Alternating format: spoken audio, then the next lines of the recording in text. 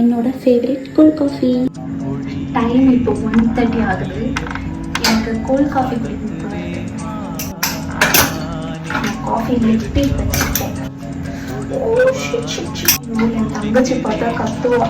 கீழே ஆக்கிட்டனே தொடச்சிட்டேன். Cocoa powder ஐயோ நிறைய போட்டு சொதப்புறேன். கலந்துராத கலந்துராத.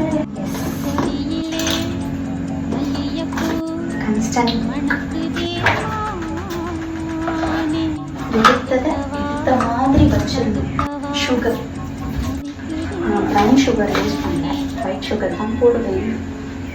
ப்ரௌன் சுகர் எவ்வளோ போட்டாலும் டேஸ்டே வர மாட்டேங்குது. பட் அதான் ஹெல்த்துக்கு நல்லது. எடுத்ததை எடுத்து இடத்துல வைக்கணும்னு சொன்னாங்க. Favourite cold coffee.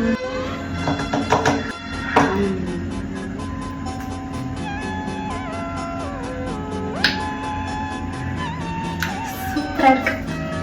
ஆக்சுவலாக நம்ம எடுத்ததை எடுத்த இடத்துல வச்சிட்டாலே நமக்கு வேலை ரொம்ப கம்மியாக இருக்கும்ன்றது அனுபவப்பட்டதுக்கு அப்புறம் தான் தெரியுது.